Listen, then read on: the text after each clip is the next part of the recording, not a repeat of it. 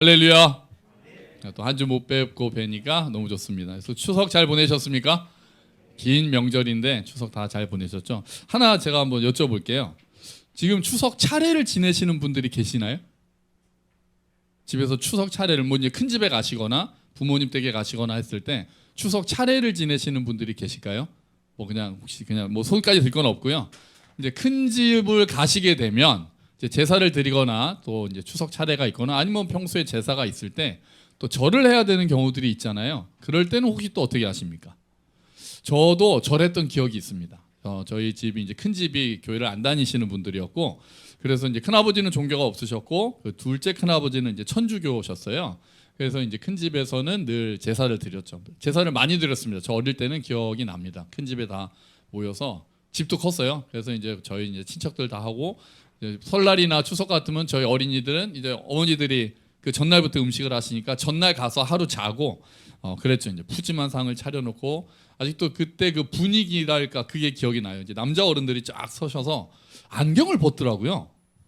제사 지낼 때는 안경을 안 써야 되나 보더라고요. 그래서 안경을 딱 큰아버지 안경을 딱 벗어서 옆에 놓으시고 쫙 서서 이제 절하시고, 그럼 절을 어떨 때는 2번 합니다. 2번 연속으로 2번 하고, 또 어떨 때는 오래 합니다. 오래 할 때가 좀 난감하죠. 이렇게 그러면 저희도 넙죽 이제 엎드리는 거예요. 그러면 이제 큰아버지께서 이러면 이제 다 이제 일어나라는 신호고, 다 그렇게 하고, 또 이제 또 기억나는 거는 이렇게 숟가락 이렇게 뭐 이렇게 여기에 놨다가 또 절 한번 하고 또 이쪽으로 옮겨놨다가 뭐 막 그렇게 하잖아요. 네, 이제 그런 것도 저 어릴 때 기억했습니다. 근데 이제 제가 중학교 고등학교쯤 되면서 내 교회 다니는데 절은 안 해야 되는 거 아닌가 이 생각이 들기 시작했어요. 그래서 서게 됐습니다.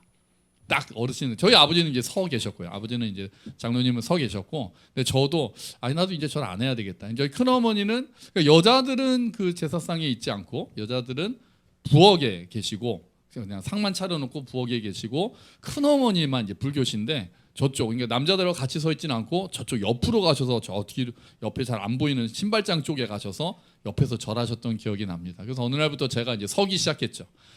이거 서야 되나 말아야 되나 이렇게 하다가 이제 제가 그래도 교회 다니는데 이제 서야지. 그래서 이제 섰습니다. 오늘 안 왔는데 현기 형제는 그냥 절했습니다. 안 왔으니까 제가 얘기합니다. 오늘 출장 가서 못 왔는데, 자 그래서 얘기합니다. 근데 이제 뭐 교회에서 그 이제 저희 아버지도 이제 오래 서 계셨으니까 뭐 왜 너 절 안 하냐 딱히 그러지 않고, 그래 너는 교회 다니니까 약간 좀 이렇게 용인해 주시는 분위기긴 했어요. 이제 그나마도 이제 할머니까지 돌아가시니까 아예 모이는 날이 없어지는 거죠. 제사도 점점 줄다가 이제 명절 때도 이제 저희 가족도 안 모입니다. 이제 저희 부모님 댁에서 저희 동생네 이렇게 모이지, 이제 큰 집 큰 어머니 댁에 가서 막 그때는 한 30-40명 모여서 제사 지내고 그랬는데 이제 그런 거는 없어졌습니다. 그래서 뭐 문제랄까요? 그런 게 아예 없죠. 어떤 집안은 저희 집안처럼 교회 다니니까 저 절 못하겠습니다라고 할 때 뭐 크게 그럼 하지 마 이렇게 하는 경우도 있는데, 어떤 집안은 그게 굉장히 문제가 되기도 합니다. 요즘은 좀 덜 하는데 그 전에는 이제 네가 막 절을 안 하면 되냐 막 이래가지고 또 이제 의절하는 경우까지도 봤습니다. 아예 그냥 안 가시는 거예요. 그래서 그거 가지고 자꾸 싸우니까, 제사 지내지 못하겠다라고 싸우니까 아예 그냥, 또 이제 더 난처한 경우는 장손이 예수를 믿게 되면, 그렇잖아요. 장손이 예수를 믿게 되면 제사를 지내야 되는 장손이 저 예수님 믿고 하나님 믿고 이제 제사 안 지냅니다. 그러면은 집안 어른들이 난리가 나시죠. 이런 불효막심한 놈 이렇게 해가지고 이제 막 아주 왕래가 소원해지고 끊어지는 경우들이 있죠. 여러분, 우리 제사를 어떻게 봐야 될까요? 절은 하면 안 될까요? 해도 될까요? 고민이 되는 지점들이 있죠. 그것에 대해서 오늘 좀 생각해 보려고 하는 겁니다. 오늘 말씀이 분별하라니까. 근데 된다 안 된다 정답을 제가 하세요, 하시면 안 됩니다, 뭐 목에 칼이 들어와도 안 됩니다 이렇게 딱 내려드리지는 않을 것입니다. 어쩌면 질문을 던지고 더 많은 또 질문들이 생길 수 있을 거예요. 이제 분별하는 지혜를 구하면서 우리가 같이 생각하면 좋겠습니다. 자, 우리가 역사를 잠깐 보면 우리나라에 개신교가 먼저 왔습니까? 천주교가 먼저 왔습니까? 네, 천주교가 몇 년 정도 먼저 왔게요? 한 100년 정도 먼저 들어왔습니다. 천주교가 1780년쯤에 들어왔거든요. 근데 우리나라에 천주교가 들어온 거는 전 세계에 유례가 없는, 전 세계 역사상 유례가 없는 일이었습니다. 뭐냐면 선교사가 먼저 들어와서 복음을 전한 게 아니라 우리나라 사람들이 중국의 사신으로 갔다가 거기서 천주교에 대한 서학이라고 그랬죠. 그래서 성경책을 보면서 거기서 책을 가지고 와서 공부하면서 믿음이 생긴 거예요. 공부를 하면서.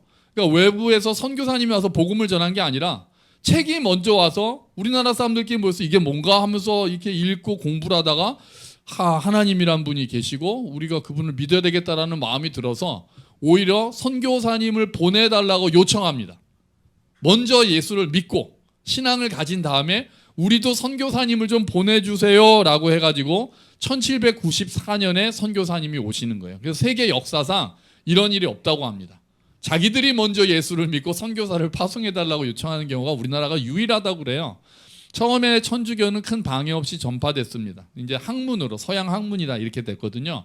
그런데 이게 이제 점점 퍼지면서 문제가 생기고 갈등이 생기면서 엄청난 박해를 100년 동안 받게 됩니다.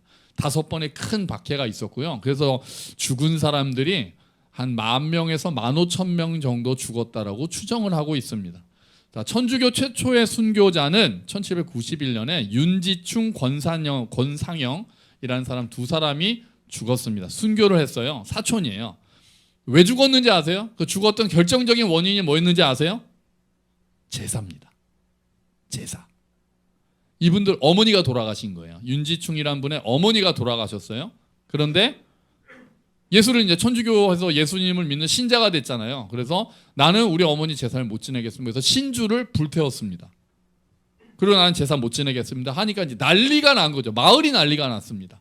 일단 집안이 난리가 났고 마을이 난리가 났고 그래서 잡아다가 그를 관아에다가 고발했습니다. 어머니 제사를 안 드리는 놈, 이놈을 벌해 주십시오라고 관아에 고발을 하고 갇혔죠. 그리고 아주 전주까지 이제 올라가서 거기서 상부에 대역죄인으로 상부에 보고합니다. 대역죄인. 어머니 제사를 드리지 않았다고 대역죄인이 됐던 거예요. 그러고는 신앙을 버려라. 그리고 어머니 제사를 드려라. 그런데 저는 죽어도 신앙을 포기하지 못합니다. 그래서 참수형을 당합니다. 제사 안 지냈다는 이유로 참수형을 당했어요. 이 사건을 계기로 이거 천주교 이거 가만히 놔두면 안 되겠네. 우리 사회 질서를 다 흔들어 버리겠네. 그래서 엄청난 박해가 시작이 되는 거죠. 자, 천주교가 처음에 들어왔을 때 천주교가 처음에는 그 나라 그 조상신에게 제사는 조상신에게 절하는 거기 때문에 절대로 안 된다라는 규칙을 가지고 있었습니다. 10계명에 중에서 1계명이 뭡니까? 나 이외에 다른 신을 섬기지 말라잖아요. 그런데 조상신한테 절하는 거는 하나님 외에 다른 신을 섬기는 거니까 그거는 안 된다라고 아예 천주교 역사에서도 그러니까 이제 완전히 그렇게 교부 때부터 내려온 거였죠. 그러는데 동양에서는 제사를 종교로만 보기가 어렵다는 문제가 생겼던 거예요.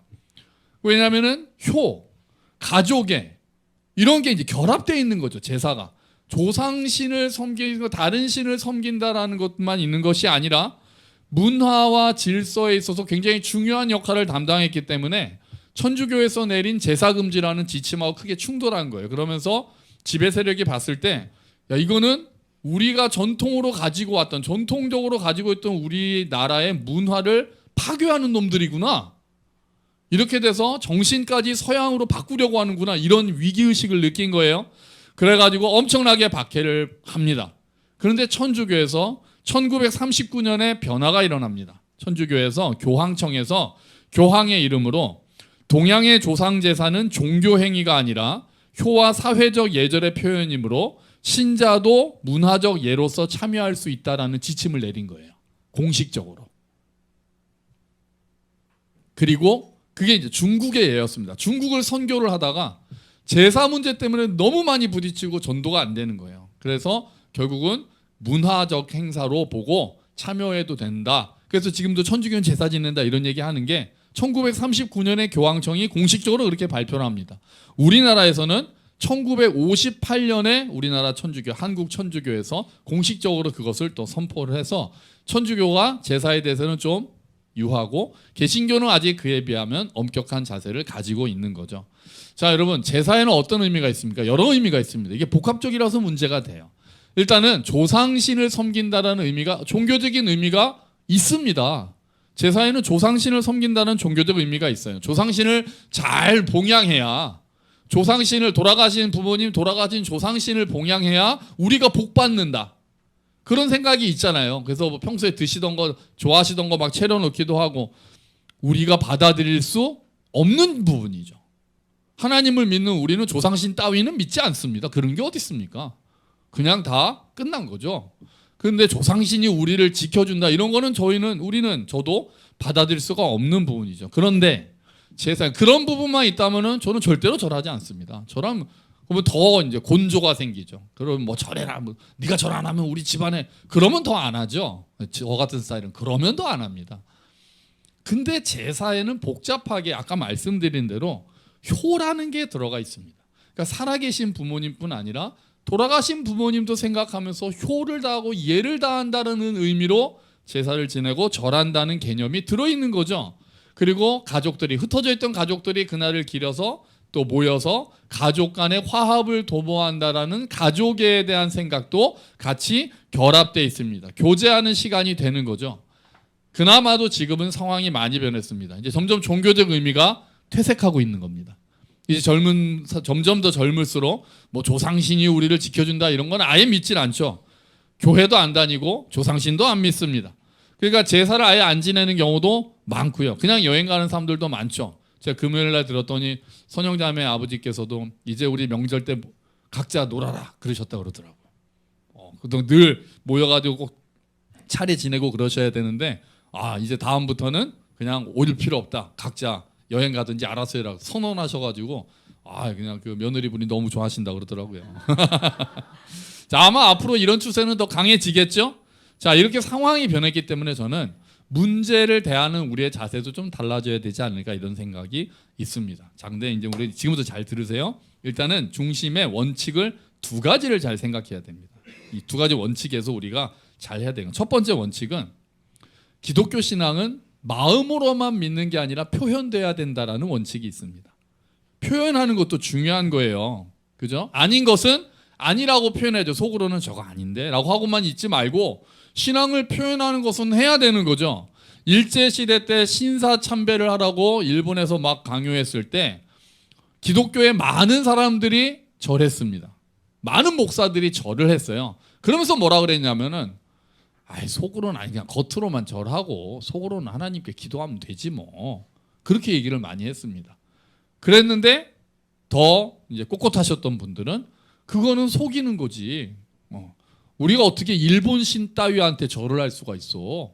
하나님을 믿는 우리가 나는 죽어도 못하겠다. 그래서 많은 분이 감옥에 가셨고 또 순교하신 분들도 계시는 거죠. 자, 그래서 첫 번째는 신앙은 표현되어야 한다는 원칙이 있어요. 그런데 두 번째 원칙이 있습니다. 두 번째 원칙은 뭐냐? 적절하게 표현되어야 한다는 거예요. 구체적인 상황에서는 적절하게 표현되어야 된다는 원칙 또한 있는 거예요. 예를 들면 예수님 믿어야 천국 간다는 거는 당연합니다. 우린 그걸 이야기해야 되죠. 그런데 친구들하고 모일 때마다 예수천당 불신종만 외친다면은 어떻게 되겠습니까? 때가 적절하지 못하고 방법이 지혜롭지 못하면은 오히려 단절되죠. 아예 그걸 받아들이지를 아예 못하고 멀리해서 관계가 끊어지는 일들이 있잖아요. 그러니까 그것은 또 지혜롭지 못하다고 할 수 있어요. 내용은 맞습니다. 내용은 맞아요. 우리의 신앙은 그것을 믿고 또 표현해야 할 때는 표현해야 되죠. 하지만 적절하게 표현되지 않을 때는 오히려 전도에 방해가 되고 또 관계가 끊어지는 경우가 생기는 거예요. 그래서 지혜롭게 표현해야 된다는 원칙이 함께 들어갑니다. 자, 이런 원칙들을 같이 생각한다면 제사에 대해서 우리가 좀 생각해 볼 필요가 있는 것 같습니다. 어떤 분들은 제사는 우상 숭배이기 때문에 나는 아예 그 집에 가지 않는다. 그런 분들도 계세요. 그럴 수 있습니다. 그럴 수 있어요. 그리고 또 집안마다의 느낌이 좀 차이가 있습니다. 자, 여기서 이제 구체적으로 상황이 달라지는데 조상신을 모신다라는 개념으로 드리는 제사는 참여하지 않는 게 맞을 것 같습니다. 진짜 그 절하는 사람들이 이거 잘 안 하면은 조상신이 우리한테 뭘 해코지를 한다거나 이걸 잘해야 뭐 우리 후손들이 잘 된다거나 이런 생각이 많은 집안이라면 제 생각에도 그건 우리가 받아들일 수 없기 때문에 그럴 때는 안 가는 것도 방법이고 또 제사를 가도 절을 안 하는 게 맞지 않을까, 맞다고 저는 생각을 하는 거죠. 그런데 또 절을 안 하더라도 절대로 나는 그 집에 아예 우상 숭배하는 자리에 가지도 않겠다 그래서 발을 끊는 거에 대해서는 그거는 좀 또 너무 지혜롭지 못한 게 아닐까라는 생각을 하는 거예요. 가족 간의 화합이라는 부분이 분명히 있다라고 그랬잖아요. 그러니까 그걸 무시하고 나는 내 믿음을 지켜야 되기 때문에 발을 끊겠다라고 하는 것은 지혜롭지 않은 것 같습니다. 물론 신앙을 지키기 위해서는 어쩔 수 없이 그래야 되는 경우도 있을 겁니다. 또 그쪽에서 그러려면 오지 마라 막 그렇게 할 수도 있으니까요. 근데 그렇지 않다면 그 집에 가서 교제하는 것까지 우리가 아예 거절할 필요는 없다라고 생각이 됩니다. 그럼 절은 해도 될까요? 절대로 안 될까요? 자, 기본적으로 아까 말씀드린 대로 우리의 원칙은 하나님만을 섬기는 거잖아요. 이거 조상신 따위는 믿지도 않고 거기에 대해서 섬긴다는 생각도 하지 않습니다. 하지만 조심스럽게 생각을 더 해본다면 성경에서 말하는 절하지 말라랑 우리가 제사에서 절하는 거랑 꼭 같은 차원에서 우리가 봐야 되느냐에 대해서도 고민의 여지가 생긴다는 거예요. 우리가 세배 때 절하잖아요. 그 부모님께 어르신도 스승님께도 절할 때가 있잖아요. 그거는 그냥 존경, 감사의 표현이지 않습니까? 그러니까 제사 때 제사라고 해도 그게 조상신을 섬긴다라는 행위가 아니라 그런 종교적인 의미가 많이 퇴색이 돼서 그냥 예의 차원에서 한번 절하는 거다라고 한다면 저는 그것도 가능할 수 있지 않을까라고 조심스럽게 생각을 해보는 거죠. 상황에 따라서 달라질 수 있다는 겁니다. 여러분 고사 지내는 건 어떻습니까? 회사나 뭐 그런 시작할 때 뭐 고사 지내는 사람들 많잖아요. 그런 거는 안 되죠. 그거는 문화라고 보기보다는 그거는 진짜 자기도 모르게 뭐 귀신한테 우리 잘 되게 해달라고 이런 거니까 그런 거는 우리가 절대로 받아들이기가 어려운 거죠. 여러분 이분 아십니까? 이분 아세요? 누굽니까? 잘 모르시네. 벌써 이제 오래된 배우여서 굉장히 유명했던 배우 임동진 씨입니다. 임동진 씨. 그래서 지금은 이제 목사님 되셨고요. 굉장히 유명하셨죠. 지금 요 장면이 대조영에서 대조영 그 언제적 대조영입니까? 대조영에서 그때 뭘로 나왔냐면은 양만춘 장군으로 나왔습니다. 고구려의 장군 양만춘으로 나왔는데 그 당시에 이제 대조영을 시작할 때 지금은 모르겠는데 그 당시만 해도 드라마가 시작할 때도 고사를 꼭 지냈답니다. 드라마가 시작한다 그러면은 PD랑 탤런트들이랑 스태프까지 다 모여서 이 드라마 잘 되게 해달라고 고사 돼지머리 넣고 돈 막 그 끼워가면서 그렇게 했다는 거예요. 근데 이분이 크리스찬, 그때는 굉장히 그러니까 유명한 크리스찬이에요. 크리스찬으로서 굉장히 신앙을 잘 표현하시는 분이었는데 이분은 그때 좀 고참이니까 참석 안 하면 그만이었습니다. 이제 막내들은 끌려가야 되지만 그냥 참석 안 해야지라고 하려다가 그냥 참석만 안 하기에는 또 좀 약한데? 그래가지고 그 PD한테 가서 이거 어차피 드라마 잘 되자고 하는 거 아니냐. 그럼 우리도 드라마 잘 되게 해달라고 예배를 드리겠다. 허락해달라. 그렇게 된 거예요. 그렇게 했더니 그럼 그렇게 하세요. 또 이제 고참이시니까 이제 허락을 받았나 보죠.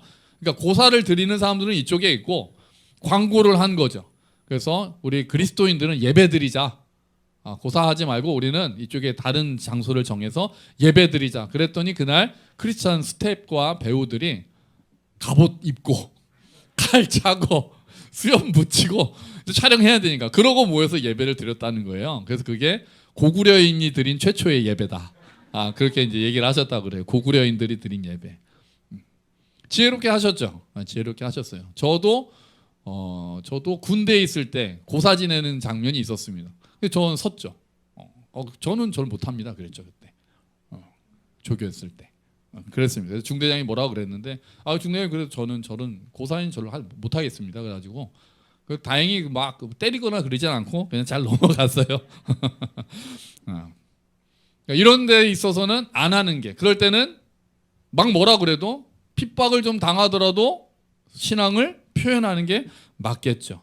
그런데 종교적인 측면이 너무 약해지고 감사와 존경의 의미 정도로 효의 정도로 의미가 축소됐다면 또 해도 그게 그렇게 큰 문제가 될까라는 생각도 가지고 있습니다. 어떤 분은 또 이렇게 했다고 그러죠. 예수님을 믿은 다음에 집안 어른들한테 거긴 좀 조상신을 섬기는 쪽이었나 봐요. 그런데 저희가 이제 하나님을 믿기 때문에 조상신을 섬기는 제사에 제가 절은 하지 못하겠습니다. 하지만 제가 가족 간의 관계까지 끊고 싶지는 않으니까 제삿날 오기는 하겠습니다. 근데 절은 못하겠습니다. 양해해 주십시오. 그렇게 해가지고 또 그게 또 받아들여져서 참석은 하되 또 거의 제사 절하는 데는 있지 않고 그렇게 하시는 분들도 있다고 들었습니다. 어떻게 하는 게 정답이냐? 제가 처음부터 말씀드렸죠. 정답은 하세요, 마세요 말씀 안 드렸고 상황에 따라서 그것이 어떤 의미를 가지고 있느냐에 따라서 우리가 각자가 여러분들이 고민해야 될 지점입니다. 처음에 정말 종교적 색채가 강했고 처음에 기독교가 들어올 때는 절을 하지 않는 것, 조상신한테는 인정할 수 없고 하나님만 섬기는 우리가 절하지 않는 것이 너무나도 중요한 표지였습니다. 그게 내 신앙을 드러내는 표지였죠. 그럴 때는 핍박이 있었지만 그때 그렇게 신앙을 아주 강하게 또 견고하게 서 계셨던 선배님들이 계셨기 때문에 지금까지 기독교가 전래되고 이어져 왔다고 생각합니다. 지금 많은 문화에서 많이 또 바뀌었을 때는 우리가 대하는 태도도 달라질 수 있다는 거죠. 근데 생각해 보면 사실 제사를 지내냐 마느냐 절을 하느냐 마느냐보다 훨씬 더 중요한 게 있습니다. 뭡니까? 살아있는 가족들과 내가 어떤 관계를 맺느냐가 더 중요한 거죠. 부모님 돌아가신 다음에 제사를 지내냐 마느냐 이게 뭐가 중요합니까? 살아 계실 때 내가 어떻게 효를 하느냐가 중요한 거죠. 훨씬 더 중요한 거죠. 가족들 내가 제사에 참석하네 마네가 그게 뭐 그것도 중요할 수 있겠지만 그보다 훨씬 더 중요한 것은 우리 친척들하고 지금 내가 어떤 관계를 맺고 있느냐가 훨씬 더 중요한 겁니다. 평상시에 내가 집안 식구들 잘 또 그냥 잘 관계도 하지 않고 그러면서 막상 제사 때는 저 예수 믿어서 제사는 안 지내요 이렇게 한다면은 그게 덕도 되지 않고 전도도 되지 않는 일이고 반감만 사게 되는 거죠.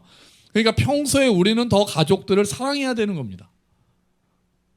평소에는 더 가족을 사랑하고 부모님께 효를 행하고 또 믿지 않는 친척들이라 하더라도 경조사는 오히려 더 열심히 챙기고 더 사랑으로 섬기고 더 희생하고 돌보고 이런 것들이 밑바탕이 되어 있어야 그런 모습들을 먼저 보여야 제사 때는 저는 못하겠습니다라는 말이 이해가 되고 인정이 되는 거지. 그런 거 하나도 없이 평소에도 맨날 자기만 알고 뭐 관계도 없고 무시하고 얄밉게 살다가 또 그건 또 내가 예수 믿어서 안 돼요라고 하면 전도에 전혀 도움이 안 되고 하나님을 소개하는 일에 방해가 된다는 거죠. 우리가 해야 될 일들은 내 신앙을 표현하는 것과 더불어서 내 신앙을 설명하고 그들을 그리스도께로 전도하는 것도 필요하기 때문에 우리가 이것들을 복합적으로 같이 생각을 해야 되는 겁니다.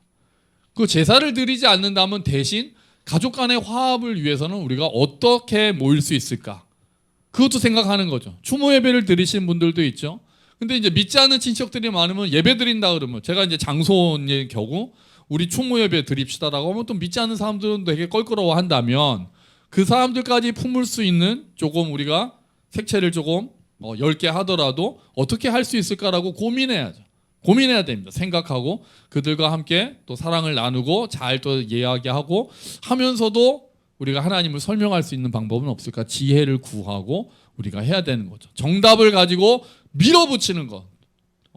다른 사람들이 뭐라고 하기나 말기나 나는 정답만 말할 거야 라고 하는 건 아주 쉽습니다. 쉬워요. 뭐 그것도 용기가 있어야 되지만 하지만 지혜를 가지고 이런 상황에서는 어떻게 하는 게 하나님의 기쁨이 되고 어떻게 하는 게 하나님께 영광을 돌리고 어떻게 하는 게 이 사람들을 그리스도께로 인도할 수 있을까라고 생각하는 것은 구체적인 상황에서 우리가 고민을 해야 되는 부분이 있는 거죠. 우리는 삶의 여러 정황에서 신앙을 표현할지 고민해야 됩니다. 양극단이 있는 거죠. 좋은 게 좋은 거라고 하면서 다 그냥 타협하는 것도 당연히 옳지 못한 태도인데 나는 정답을 알고 있으니까 나를 따라오라고 하면서 다 단절하고 그것만 고집하는 것도 지혜로운 태도라고 볼 수는 없죠. 선을 그어버리는 태도도 반드시 옳다라고 보기는 어려울 것 같습니다. 처음에 말씀드렸듯이 상황에 따라서 우리가 봐야 되는 부분들이 있다는 거죠. 때로는 아까 말씀드린 대로 절대로 절하면 안 되는 경우들이 있고 그런 상황들이 있고 또 그렇게 한다고 해서 그게 크게 문제가 되지 않는 경우도 있다고 생각을 합니다. 우리가 신앙의 중심을 잡되 지혜롭게 표현해야 된다라는 그리고 복음을 전해야 된다라는 이 원칙들을 가지고 상황에 맞도록 고민하고 기도하고 분별하는 지혜를 구하는 것이 너무나도 필요합니다. 자, 오늘 설교 다 듣고 가시면서 또 단 거 다 잊어버리시고 우리 목사님 저래도 되는데 이렇게 말씀하지 마세요. 그러지 마세요. 또 꼭 이게 여러 가지 딱 앞뒤 맥락이 있는데 악마의 편집을 하셔가지고 딱 해서 해도 된다던데 뭐 이러지 마시고, 제가 말씀드렸잖아요. 원칙 하나님을 경외하는 원칙, 신앙은 표현하는 원칙. 그런데 적절하게 지혜롭게 어떻게 복음을 전하고 어떻게 할 수 있을 것인가라는 원칙, 그 이야기까지 생각을 해서 상황에 따라 우리가 고민해야 될 지점이 있다고 말씀드립니다. 자, 먼저 우리가 하나님만 섬긴다는 믿음의 중심을 딱 세우기를 축원합니다. 그거는 우리가 변할 수 없는 거죠. 그런데 그 중심을 잃지 않으면서도 상황에 따라서 때로는 융통성을 발휘해서 관계를 이어가고 복음을 전하는 그런 지혜로운 그런 저와 여러분이 되시기를, 그렇게 돼서 결국은 하나님께서 기뻐하시는 일들을 함께하는 저와 여러분이 되시기를 주의 이름으로 축원합니다. 아멘. 우리 같이 기도하죠. 하나님, 먼저 우리가 중심을 세우기를 원합니다. 중심을 세우고, 그리고 또 그것들을 어떻게 표현할지에 대해서 지혜를 구합니다. 하나님께 영광이 되게 하시고 또 이웃에게 덕이 되게 하시고 복음을 전하는 우리가 되게 하여 주시옵소서. 우리 같이 기도하죠.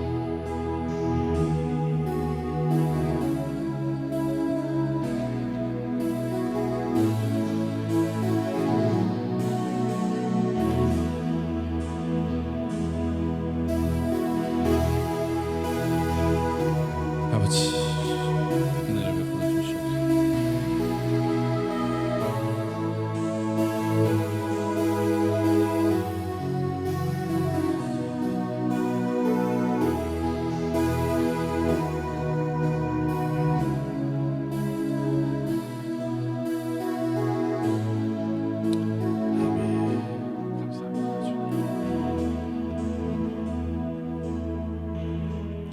하나님 아버지, 우리가 믿음의 중심을 세우기를 기도합니다. 주님, 그리고 용기 있게 표현할 수 있는 그런 용기 또한 구합니다. 그러고는 또 적절하게 표현할 수 있는 지혜도 구합니다. 우리가 분별해야 되는 지점들이 참 많습니다. 무조건 우리가 생각하는 정답, 또 문자적으로만 해석하고 이것이 그것이다, 이것이 답이다라고 하면서 고집을 피우는 것도 아니고, 그렇다고 세상 문화에 다 따라가도 된다라고 다 내려놓는 것도 아니고, 그 사이에서 하나님을 경외하는 것을 어떻게 표현할 수 있을지, 어떻게 지혜롭게 표현하면서 관계를 이어가고 그리스도를 전할 수 있을지를 고민하며 기도하며 분별하는 지혜를 주님 허락하여 주시옵소서. 세상에서 우리가 어떻게 하나님을 드러낼 수 있을지를 고민하며 정말 주님께서 주시는 지혜로 많은 자들을 주께로 인도할 수 있도록, 그리고 더 가족들과 함께 사랑으로 섬기고 희생하며 낮아져서 우리가 함께 하나님의 기쁨이 되는 그런 관계가 될 수 있도록 도와주시옵소서. 예수 그리스도의 이름으로 기도합니다. 아멘.